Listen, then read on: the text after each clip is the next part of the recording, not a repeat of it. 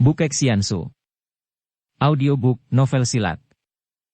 Cerita, Ho Ping Hu. Bab 17. Akhirnya yang tinggal hanya mayat-mayat 24 orang bajak dalam keadaan mengerikan, dan mayat 7 orang penghuni pulau neraka yang tewas dalam pertempuran.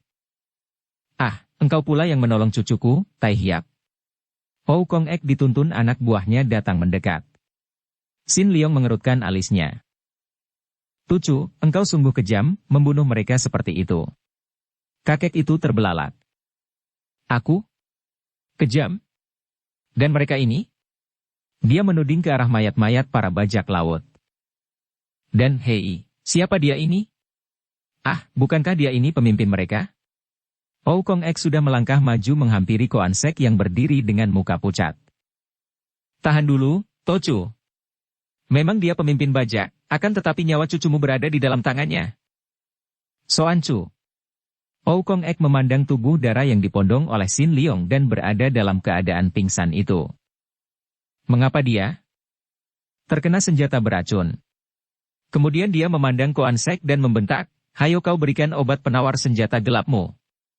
Togan Hai Liong Koan Sek adalah seorang yang sudah berpengalaman, seorang yang menjelajah di dunia Kang Ou, maka dia tentu saja cerdik sekali. Tadi ketika menyaksikan betapa semua anak buahnya, juga sutenya, tewas secara mengerikan, dia ketakutan setengah mati dan kehilangan akalnya. Akan tetapi sekarang setelah dia melihat kesempatan untuk menolong diri, timbul kembali keberaniannya dan dia tersenyum. Agaknya kita telah salah masuk. Tidak tahu pulau apakah ini dan siapa kalian ini, tanyanya kepada Sin Liong karena dia merasa jerih sekali menghadapi pemuda yang dia tahu amat lihai dan sama sekali bukan tandingannya itu. Kau belum tahu? Ini adalah pulau neraka dan dia itu adalah ketuanya. Dia menuding kepada Ou Kong Ek. Sedangkan nona ini adalah cucunya. Maka kau harus cepat memberikan obat penawarnya. Haha, mudah saja. Mudah saja memberi obat penawarnya. Kiranya kami telah memasuki sebuah pulau iblis dengan penghuni-penghuninya seperti iblis pula. Benar-benar kami telah membuat kesalahan besar. Orang muda, mudah saja mengobati luka nona ini, akan tetapi bagaimana dengan aku sendiri? Anak buahku telah tewas semua dan aku dalam cengkraman kalian. Engkau akan kusiksa, kucincang sampai hancur. Ou Kong Ek membentak. Hahaha, boleh. Lakukan sekarang, karena aku tidak takut mati setelah aku melihat bahwa aku mempunyai banyak teman terutama sekali cucumu. Kalau orang tidak lagi menyayangkan kematian seorang darah jelita muda remaja seperti dia ini, apalagi kematian seorang tua bangka seperti aku. Hahaha. Biarlah aku mati ditemani oleh darah remaja ini. Ou Kong Ek sudah marah sekali, kedua tangannya dikepal sehingga suling batang alang-alang itu hancur di tangannya. Melihat kemarahan ketua pulau neraka itu, Sin Liong berkata, "Oh Tocu, apa yang dikatakan benar. Sudah kuperiksa luka cucumu dan ternyata dia terkena racun yang aneh sekali yang belum pernah aku melihatnya. Maka, biarlah kita menukar keselamatannya dengan keselamatan Soan Chu. Betapapun juga, nyawa Soan Chu jauh lebih berharga daripada kehidupan seorang sesat seperti dia." Hahaha, itu baru omongan yang tepat. Togan Hai Liong Koan Sek yang merasa mendapat angin, berkata dengan dada dibusungkan. Dia tidak takut lagi sekarang. Nyawa cucu ketua pulau neraka berada di tangannya. Apalagi yang ditakutinya? Iblis keparat? Hayo kau berikan obat untuk cucuku dan kau boleh minggat dari sini. Ou Kong Ek membentak. Hahaha, aku Togan Hai Liong Koan Sek bukan seorang tolol. Dia lalu menoleh kepada Sin Liong. Orang muda, apakah kedudukanmu di pulau neraka ini? Dia memang tidak dapat menduga karena tadi dia mendengar ketua pulau neraka menyebut Tai Hiap, pendekar besar, kepada pemuda ini. Dan kalau ada yang dipercaya di situ, maka satu-satunya orang adalah pemuda ini. Aku bukan penghuni pulau neraka, aku adalah seorang dari pulau es. Mata Togan Hai Liong yang tinggal satu itu terbelalak dan mukanya pucat. Dia merasa seolah-olah dalam mimpi. Setelah bertemu dengan pulau neraka yang aneh dan mengerikan di mana semua anak buahnya tewas, dia bertemu pula dengan seorang pemuda sakti yang mengaku datang dari pulau es, sebuah sebutan yang tadinya dikiranya hanya terdapat dalam dongeng tahyul belaka. Mimpikah dia? Ataukah dia sudah mati ditelan badai dan sekarang ini adalah pengalaman dari rohnya? Pulau. Pulau Es. Dia berkata lirih. Sin Leong mengangguk tak sabar. Dia tadi mengaku sebenarnya, siapa mengira malah membuat kepala bajak ini menjadi termangu-mangu seperti orang sinting. Kalau begitu, aku hanya mau memberikan obat penawar jika engkau yang mengantarku sampai ke sebuah perahu di pantai pulau neraka ini. Jahanam, kau tidak percaya kepadaku? Ou Kong Ek membentak dan para pembantunya sudah mengangkat senjata mengancam. Terserah, bunuhlah. Aku toh akan mati bersama dia ini. Sin Leong menyerahkan tubuh Soan Chu yang masih pingsan kepada kakeknya, kemudian berkata, "Oh Tochu, biarlah kita memenuhi permintaannya. Harap sediakan perahu untuknya." Terpaksa Ou Kong Ek menggerakkan kepalanya memberi isyarat kepada anak buahnya, kemudian memandang kepada kepala bajak itu dengan mata mendelik. Koan Sek lalu berjalan bersama Sin Leong dan dua anak buah pulau neraka menuju ke tepi laut. Setelah sebuah perahu dipersiapkan, kepala bajak itu mengeluarkan sebuah benda dari dalam sakunya. Benda itu ternyata adalah seekor kuda laut sebesar ibu jari tangan yang sudah kering. Nona itu terkena racun yang terkandung dalam duri ikan yang tidak dapat diobati kecuali dengan ini. Bubuklah dan masak, lalu minumkan airnya. Tentu dia akan sembuh. Sin Leong mengerutkan alisnya. Sudah banyak pengetahuannya tentang pengobatan akan tetapi tentu saja belum pernah dia mengenal rahasia racun yang keluar dari dalam lautan. Dia menyerahkan bangkai kuda laut kering itu kepada dua orang penghuni pulau neraka sambil berkata, "Berikan ini kepada Ou Tochu, suruh menumbuk halus dan masak dengan air, kemudian minumkan kepada Nona. Bagaimana hasilnya supaya cepat melapor ke sini? Aku menunggu di sini." Dua orang itu menerima kuda laut mati dan berlari memasuki pulau. Sedangkan Sin Leong lalu duduk di tepi pantai dengan sikap tenang. "Kau tidak mau membiarkan aku pergi?" Koan Sek bertanya penuh khawatir. "Jangan tergesa-gesa," jawab Sin Leong. "Aku harus yakin dulu bahwa obatmu benar-benar manjur, baru aku akan membolehkan engkau pergi." "Bukankah itu adil namanya?" Koan Sek menghela napas dan menjatuhkan diri duduk di dalam perahu. Dia maklum bahwa kalau melawan, dia tidak akan menang. Dia pasti akan sembuh. Dalam keadaan seperti ini, mana aku berani main-main? Sin Leong diam saja. Kepala bajak itu menggunakan mata tunggalnya untuk memandangi pemuda itu penuh selidik, kemudian bertanya, "Orang muda, benarkah engkau dari Pulau Es?"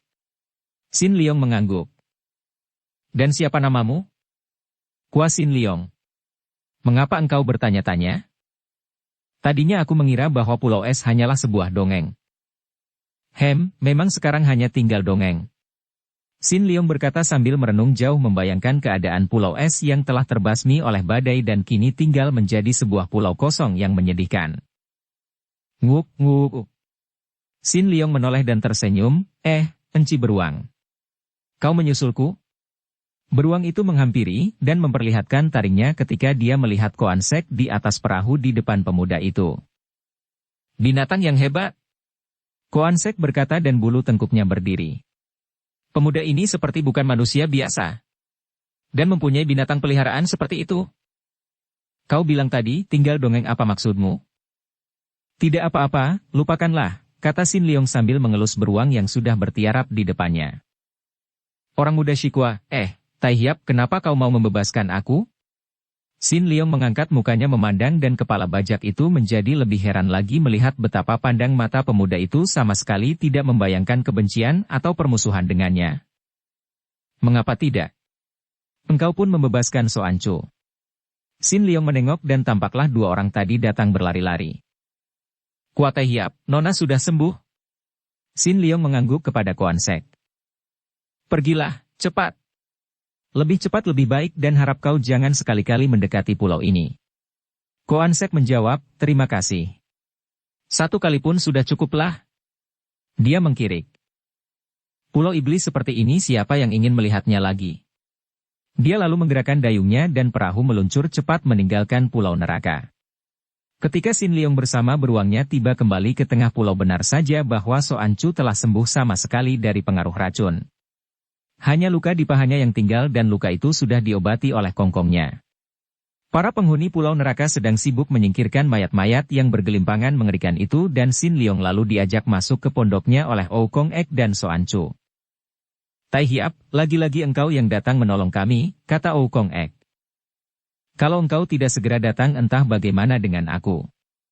Mungkin sudah mati, Sin Liong, kata Soancu dengan mata bersinar-sinar penuh kagum dan terima kasih. Ah, mengapa Tochu dan kau masih bersikap sungkan terhadap aku? Bukankah kita ini sahabat? Kedatanganku bukan hanya kebetulan saja. Aku datang dengan maksud yang sama seperti setahun yang lalu, yaitu mencari Sumai. Apakah dia tidak datang ke sini? Soancu dan kakeknya memandang kaget dan juga heran, dan di dalam pandang mata Oukong Ek terkandung rasa hati tidak senang. Sin Liong maklum akan ketidaksenangan hati kakek itu, maka dia menarik napas panjang dan berkata, harap saja Tochu tidak menyangka yang bukan-bukan terhadap Sumai. Apa yang dilakukan oleh suhu di sini sama sekali tidak ada sangkut pautnya dengan Sumai. Jadi Tai Hiap sudah tahu apa yang diperbuat oleh Han Tiong di sini? Sin Liong mengangguk. Aku dapat menduganya. Tentu dia marah-marah karena putrinya pernah ditahan di sini. Bukan hanya marah-marah, kata Soancu mengepal tinju. Orang itu sombong sekali. Dia menghina kakek, biarpun tidak melakukan pembunuhan tapi dia memukul semua orang. Kau juga dipukulnya? Sin Liong bertanya. Tadinya, melihat aku seorang wanita dan masih muda, dia tidak mau memukulku, akan tetapi karena melihat kakek dipukul, aku menyerangnya dan aku roboh oleh tamparan. Dia memang sakti, akan tetapi ganas dan kejam, bahkan semua catatanmu dihancurkan. Sekali waktu kami akan menuntut balas, kami akan menyerang Pulau Es. Sin Liong menarik napas panjang. Lupakan saja niat itu, selain tidak baik juga tidak ada gunanya. Kerajaan Pulau Es tidak ada lagi sekarang, telah musnah. Hei! Apa maksudmu, Tai Hiap? Kakek itu bertanya, terbelalak. Apa yang telah terjadi? Soancu juga bertanya. Dilanda badai, habis seluruhnya, semua penghuninya termasuk suhu dan seluruh benda di sana habis terbasmi kecuali bangunan istana yang telah kosong sama sekali. Sin Liong lalu menuturkan dengan singkat malapetaka yang menimpa Pulau Es, dan betapa secara aneh dan kebetulan saja dia dan Sumoinya terluput dari bencana. Kakek dan cucu itu mendengarkan dengan melongo kemudian kakek itu bertepuk tangan dan tertawa bergelak. Hahaha. Hahaha. Dendam ratusan tahun lenyap dalam sekejap mata. Kami orang-orang buangan yang dianggap berdosa, dianggap dikutuk Tuhan, malah masih dapat hidup melanjutkan riwayat, sedangkan penghuni Pulau Es yang suci dan agung, kaum bangsawan yang tinggi, sekali sapu saja musnah. Hahaha, siapa yang lebih dilindungi Tuhan? Han Tiong, tanpa kami bergerak, engkau dan kerajaanmu lenyap sudah. Kakek itu tertawa-tawa sampai air matanya keluar sehingga sukar dikatakan apakah dia itu tertawa, ataukah menangis. Mengapa Tai Hiap sekarang mencari Nona Swat Hong ke sini? Apa yang terjadi dengan dia? Sin Liong lalu menceritakan niat perjalanannya bersama Swat Hong, yaitu untuk mencari ibu Swat Hong yang sampai kini tidak diketahui berada di mana. Dan betapa di jalan mereka menjadi bingung dan tersesat karena badai telah menciptakan pemandangan yang berbeda di permukaan laut sehingga mereka mendarat di gunung es dan betapa dia menemukan beruang hitam. Sumo berangkat melanjutkan perjalanan mencari pulau neraka karena disangkanya ibunya berada di sini, sedangkan aku mengobati beruang. Sin Liong menutup ceritanya, tentu saja dia tidak menceritakan kemarahan Swat Hong kepadanya. Apakah dalam beberapa hari ini dia tidak datang ke sini? Soancu menjawab, untung saja dia tidak datang, Tai Hiap. Soancu mengapa engkau meniru kakekmu, bersungkan kepadaku dan menyebut Tai Hiap segala? Biarlah, Tai Hiap, kata Oukong Ek. Tidak pantas kalau dia menyebut namamu begitu saja. Dan engkau memang penolong kami dan pantas disebut Tai Hiap karena kepandaianmu tinggi sekali. Kau katakan tadi untung semua tidak datang ke sini, mengapa? Andai kata dia datang, tentu akan terjadi apa-apa yang tidak baik antara dia dan Kongkong. Ketahuilah, semenjak Raja Pulau Es datang mengacau di sini, Kongkong jatuh sakit, dan kebencian kami semua terhadap Pulau Es makin mendalam. Maka kalau Sumoimu, Swat Hong datang, tentu akan terjadi hal yang tidak baik. Sin Liong mengangguk-angguk, merasa lega bahwa Sumoinya tidak mendahului datang ke Pulau Neraka, akan tetapi juga menimbulkan kegelisahannya karena dia jadi tidak tahu kemana Sumoinya yang pemarah itu kini berada. Bajak-bajak laut itu, dari mana datangnya dan mengapa mengacau ke sini, tanyanya. Entah. Tahu-tahu mereka muncul dan perahu besar mereka terdampar di tepi pulau. Agaknya mereka juga diamuk badai. Mungkin. Soancu melanjutkan. Kami diserang selagi Kongkong sakit. Kongkong tidak dapat turun dari pembaringan, maka aku yang menggantikannya. Aku keluar menyambut mereka, akan tetapi karena kurang hati-hati, karena memandang rendah amgi mereka, aku hampir celaka kalau tidak ada engkau yang datang di waktu yang tepat, Tai Hiap. Akan tetapi akhirnya, biarpun sakit, Kongkongmu dapat membunuh semua bajak laut itu. Sin Leong bergidik ngeri mengenangkan kematian para bajak itu. Ugug. Kakek itu terbatuk-batuk.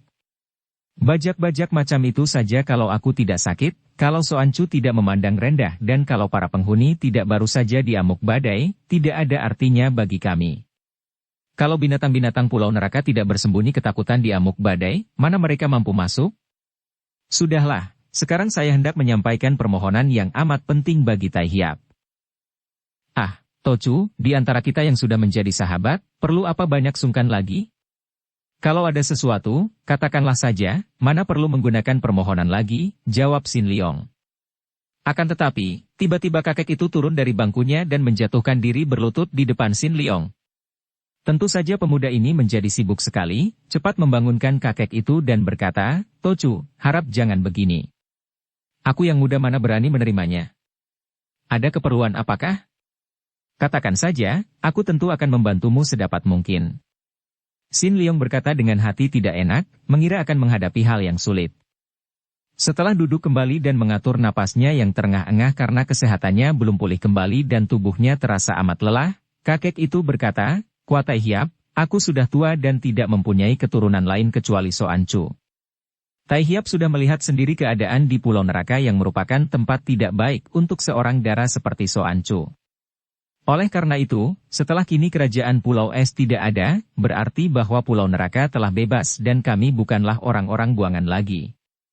Soancu juga bukan keturunan orang buangan lagi dan sewaktu-waktu kami boleh meninggalkan pulau ini.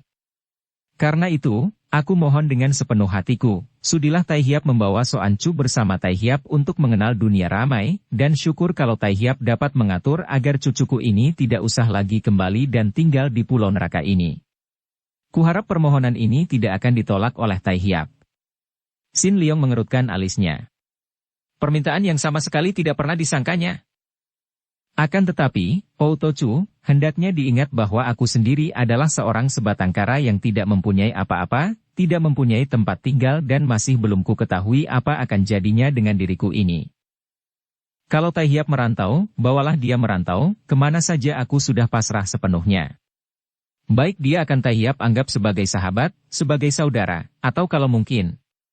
Dari lubuk hatiku kuharap sebagai calon jodoh, aku sudah merasa lega dan senang, asal dia tidak tersiksa tinggal di neraka ini.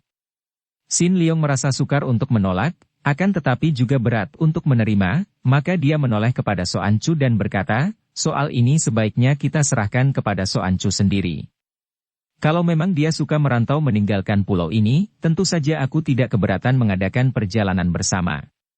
Akan tetapi hal ini bukan berarti bahwa aku menerima usul perjodohan Tocu, dan sewaktu-waktu dia boleh pergi kemana saja, jadi aku tidak terikat oleh perjanjian apapun juga.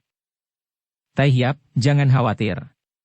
Memang aku sejak dulu tidak kerasan tinggal di sini, hanya karena kedudukanku sebagai seorang keluarga buangan saja yang mencegah aku meninggalkan Pulau Neraka. Sekarang aku telah bebas, dan betapapun juga, aku akan pergi dari sini.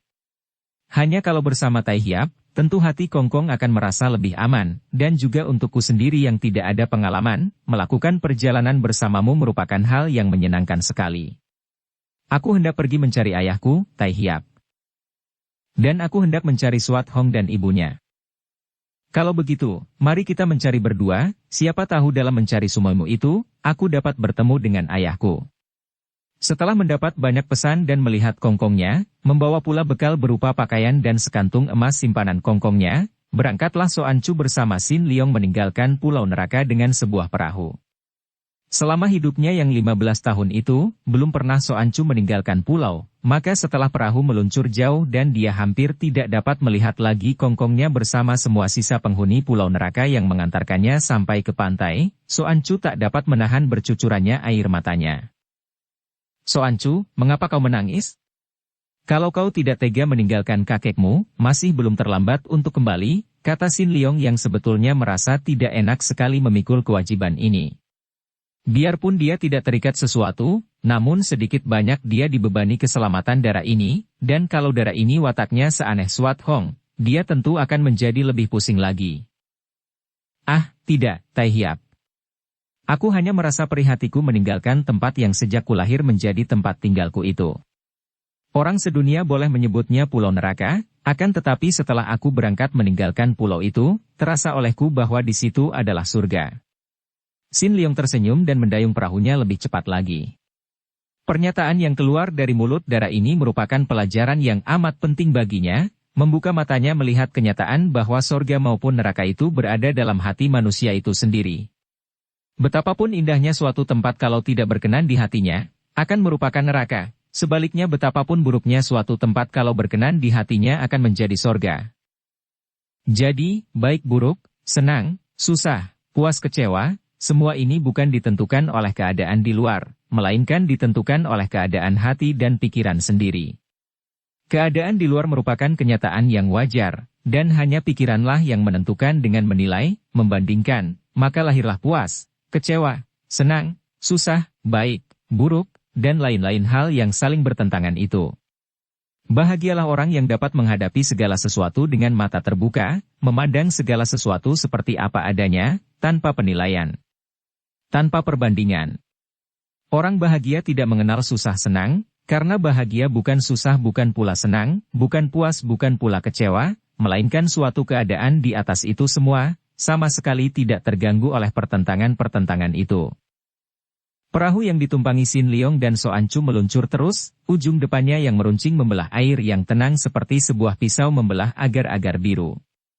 Soancu sudah melupakan kesedihan hatinya dan kini darah itu memandang ke depan dengan wajah berseri dan mata bersinar-sinar penuh harapan akan masa depan yang berlainan sama sekali dengan keadaan di pulau neraka.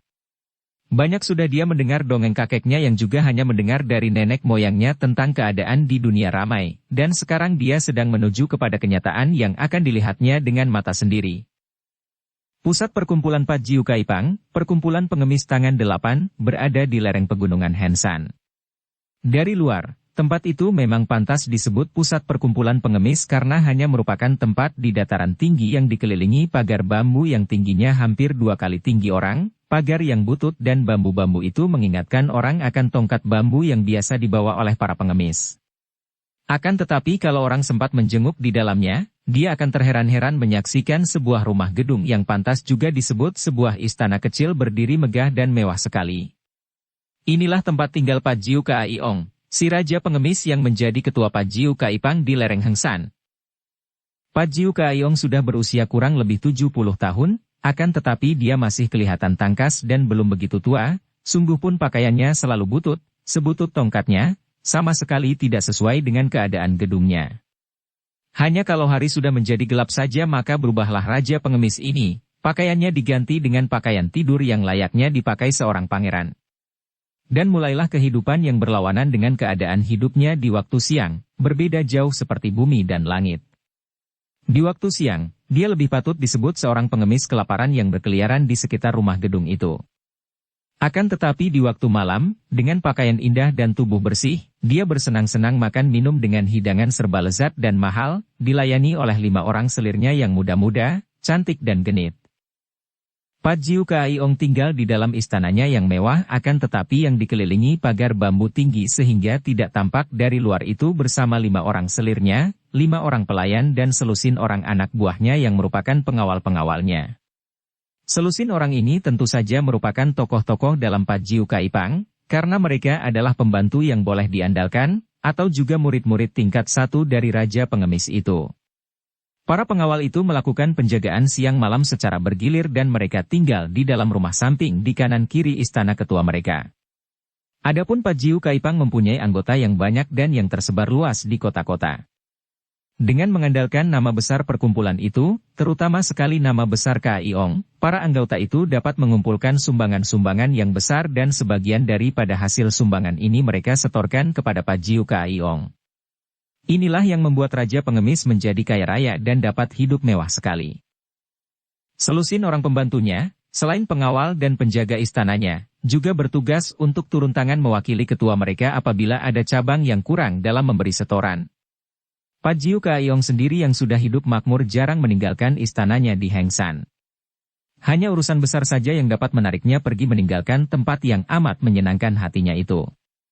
Kurang lebih 10 tahun yang lalu dia ikut pula memperebutkan Sintong si anak ajaib karena dia pada waktu itu ingin cepat-cepat menyempurnakan ilmu yang sedang diciptakan dan dilatihnya, yaitu ilmu Hiat Chiang Hoatsut, ilmu sihir tangan darah. Jika pada waktu itu dia berhasil merebut Sintong, tentu dalam waktu 1 tahun saja ilmunya akan sempurna. Akan tetapi karena seperti diceritakan di bagian depan, dia gagal dan Sintong dibawa pergi oleh Pangeran Han Tiong dari Pulau Es, maka dia harus mengorbankan puluhan orang bocah untuk dimakan otaknya dan disedot darah dan sumsumnya. Kini dia telah mahir dengan ilmu hitam yang mengerikan itu, akan tetapi sayangnya, setiap tahun dia harus mengisi tenaga itu dengan pengorbanan seorang bocah. Pada suatu hari, pagi-pagi sekali, selagi Pajiu Kaiyong seperti biasa meninggalkan kehidupan malamnya yang mewah, berpakaian sebagai seorang pengemis berjalan-jalan di dalam taman bunga di belakang istananya, membawa tongkat butut dan berlatih silat di waktu embun pagi masih tebal. Tiba-tiba seorang pengawalnya datang menghadap dan melaporkan bahwa ada 3 orang tamu datang ingin bertemu dengan si Raja Pengemis. Siapakah pagi-pagi begini sudah datang menggangguku? Pajiu Kaiyong berkata dengan alis berkerut. Akan tetapi karena merasa penasaran, dia tidak memerintahkan pengawalnya mengusir orang itu dan terutama sekali ketika mendengar pelaporan itu bahwa yang datang adalah seorang kakek bersama 2 orang muda, seorang dara jelita dan seorang muda tampan. Bersambung ke bab 18.